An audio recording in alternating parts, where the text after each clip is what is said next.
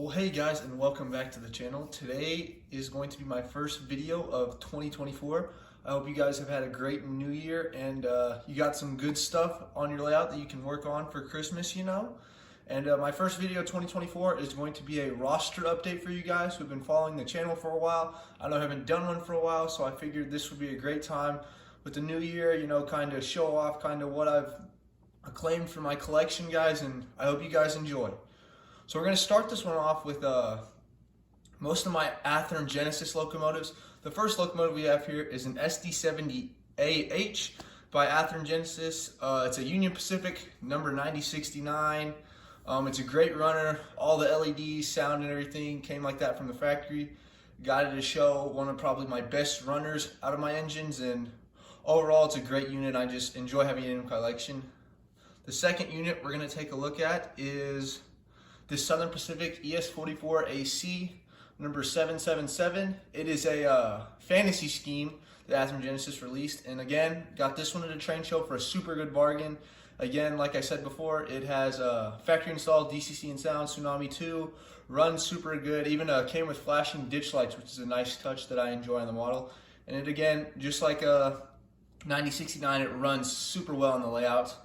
And then the next unit we have next to it is my Union Pacific Missouri Pacific Heritage unit, number 1982. And again, like the other two next to it, it is a model I got at a train show, again, for a super good bargain.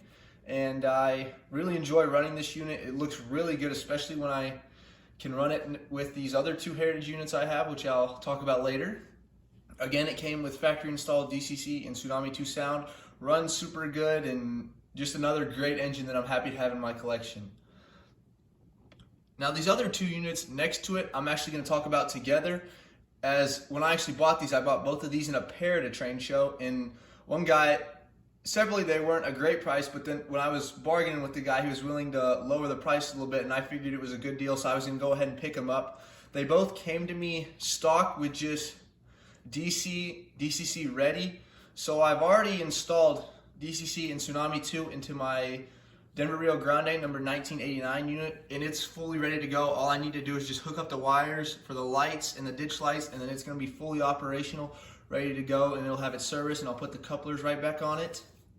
And then I have Western Pacific 1983. Again, it has yet to get DCC and sound in it yet, but I plan to do that relatively soon this year. And again, once I feel I have it with DCC and sound, I'll be able to do a pretty cool consist with 3 of the 6 Union Pacific Heritage units. And just as of right now, just to have them just sitting, they still look just super cool. Just so to have them in my collection, I'm just super grateful.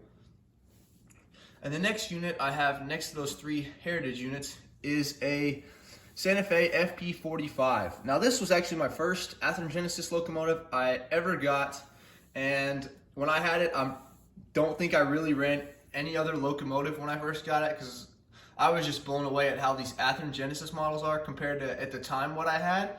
And as of now, it's probably still one of my favorite engines to run. The sounds and then the lighting functions just blow my mind every time I run it, and I just really enjoy having this unit in my collection. I'm looking forward to hopefully getting another FP45 either in a Santa Fe or Burlington Northern scheme, and I just think if I can get another one just to have it run with another engine as a consist will just be so cool, and I just am, again, so grateful that it's in my collection.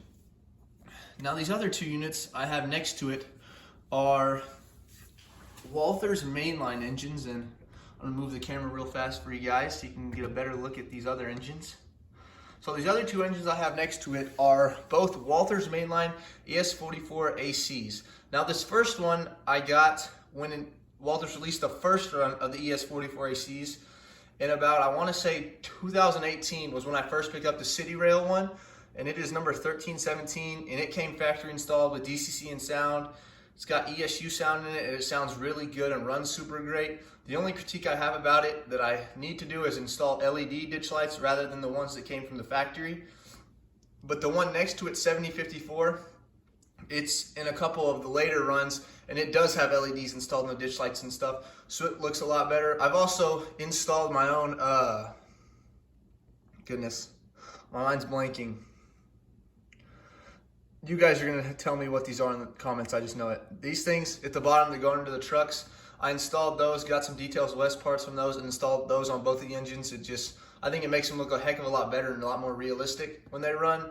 So I normally run those two as a pair because I know for a while BNSF had a lease for City Rail. I don't know if that's still true or holds up to this day, but I know when I bought both of them, they had the lease to City Rail. So when those two run, they look pretty good together. Now this next unit I have is a Kato AC 4400 CW, and it is actually a really good runner on my layout. I actually really enjoy it. It used to have sound, but I don't know. I think the speaker might just be an older speaker, so it's kind of given out. But even just having it run with just DCC, I mean, it's got LEDs everywhere. It runs super good, super smooth. I mean, I can essentially run it with whatever engine I want.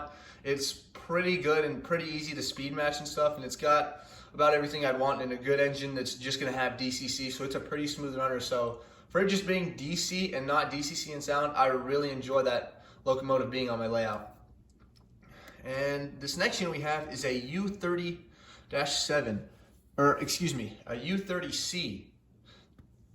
And this unit is an Atlas model. It came to me as one of those ones when they were just at the time releasing just DCC engines with the 4 steps and stuff where you can go backwards, forwards, and then the lighting functions. I took that out and installed an Econami DCC decoder in it. It has sound. Sounds super good. Probably one of my best sounding GE locomotives I own. And it just kind of, just like 1989, the Denver Rio Grande Heritage unit, I just got to install the lights, get LEDs, because at the time it just had one big LED for the front and one big LED at the back. That's where I kind of want to go in, light up the number boards, and even put a strobe light on the top. So I think that unit will look really good when everything's all said and done. And this next unit, I have another fantasy locomotive I have in my collection. It's just a switcher, a GP38-2. It was actually the first ever engine I got in my collection.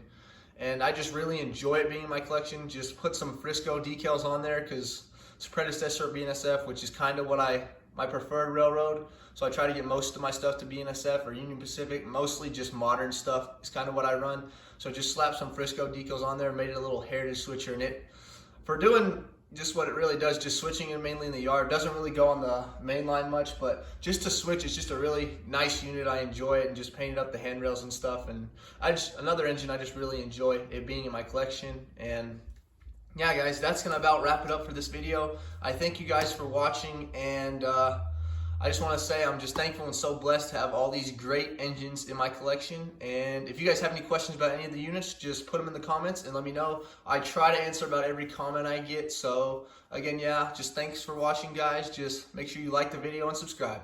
Thanks, guys.